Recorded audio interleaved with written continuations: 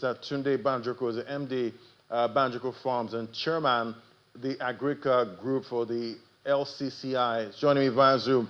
Great to have you on the show, sir. Thank you, Larry, for having me. Fantastic. So definitely big moves we're seeing right there with duty cuts for rice. I believe we have that. If you put that up for me, for rice, palm oil, and sugar. And I'm sure we're already having reactions from farmers, at this point. Talk to me about how you're seeing it. We're seeing palm oil there. The duty there has been reduced to about 28.75%, down from higher previous levels. And we see rice, duty on rice, 70% for bulk rice, from 70% duty to 47.5%. Broken rice was about 70%. Now that's been slashed to 30%. That's import duty on rice. That's a major agricultural product there. So talk to me about this. How are you seeing this? Okay, so of course, like every Nigerian, lad, we want food prices to come down, like every Nigerian.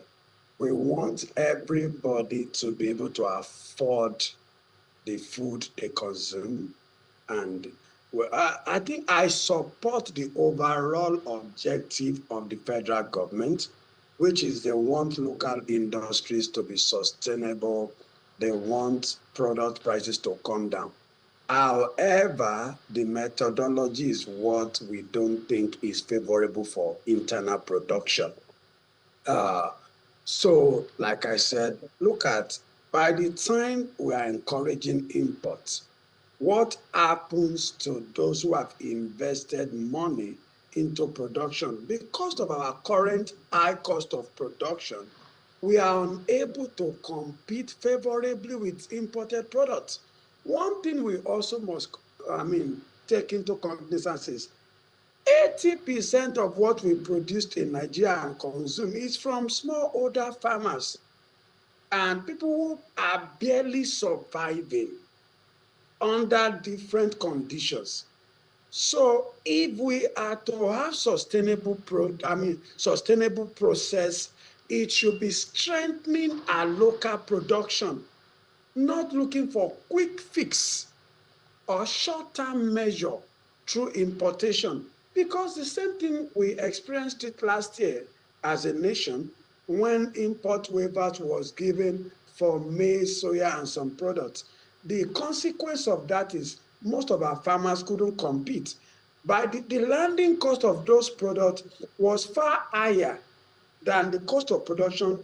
The landing cost was far lower than the cost of production locally. So most of our farmers couldn't compete. And that made a lot of farmers go into debt during that production cycle because product price came to about almost 30%, 40% lower than what we were getting in the local market. The consequence of that is we discourage local production and people couldn't compete favorably. So I think our own position on that is it should have been holistic. It should have been holistic. And look at when the border was also open, Ladi. It strengthened local production for poultry, strengthened rice production locally.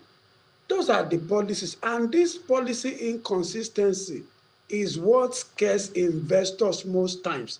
That's our concern. When you look at, I think last year the report says we had about 167 million foreign direct investment into agriculture, which fluctuated.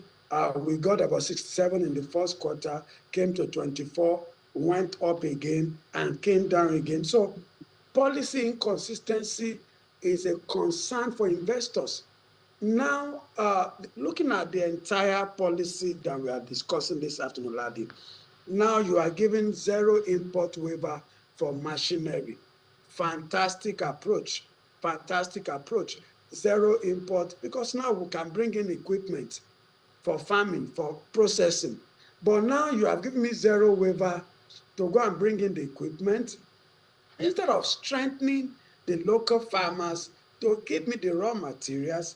you are putting pressure on our existing foreign exchange and asking people to bring in. And who are those who can bring in? It's only the big players in the industry who are Right. less concerned about what is going on Okay. internally. So, Mr. Banjoko, so definitely you did mention zero duty on importation of machinery, and Yeah. I'm sure I feel like there's some local producers that are trying to enter that market when it comes to machinery production. So, I guess they will also be complaining, at this point. You are right. You So, are right. I guess it's the same issue. Producing Uh, here is because hard. you are spot on. We have some local processors now, construction company, fabrication company. Of course, I can't mention their name on air, who are going into that space. So this kind of policy is also not going to be favorable for them, because I think what we should encourage importing are those things we do not have the technical know-how locally. Also, for the products that we can reduce waiver on, should be a product that we do not have advantage on, or we've not been able to produce, rather than the government always running for import, just to reduce costs and crash down product prices, which is what we all want. I think the methodology should be, how can we increase local production? And one key thing that we've seen over the years is our yield per hectare is still very low to the global average. Mechanization is still very low. So those are the areas that I think the Okay. government should have been funding, not reducing the tariff at this point, Okay. because a lot of farmers Maybe are what if concerned the about. government is maybe the government has looked at it, holistically and said, you know what, we cannot provide that enabling environment for these local producers. So at this point, let's import. No, no. Why can't we provide the local? Why can't we provide the enabling environment, laddie? Why? We have the land. We have. I don't want to talk about insecurity this afternoon because it's a known fact. But despite the insecurity, we are still producing.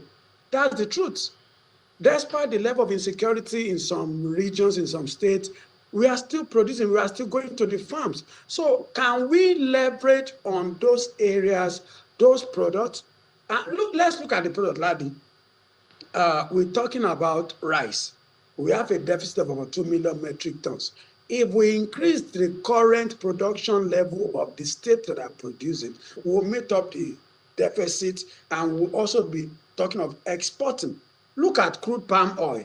I was to get some seedlings from one of the institutions in Nigeria, and I was told that people have booked already, and anybody paying now will only get their product next year, meaning they've exhausted all they have.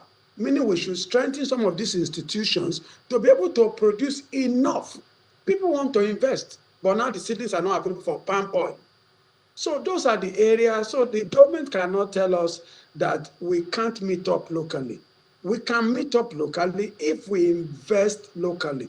Look at the war in Iran has taught us we can't keep relying on importation, laddie. That's the bone of the contention this afternoon.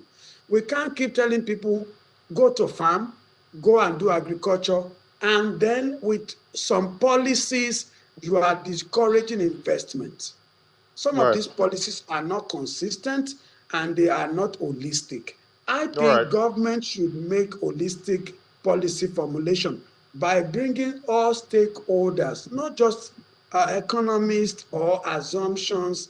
I think it should be holistic, laddie. That's Okay. the truth. It should I be guess holistic. I guess at this point it's just really surprising that in 2026 this is still the debate. At this point, Yeah.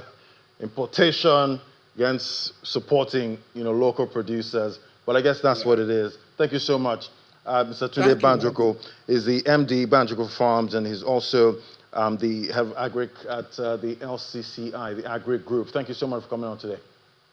Thank you, laddie, for having me.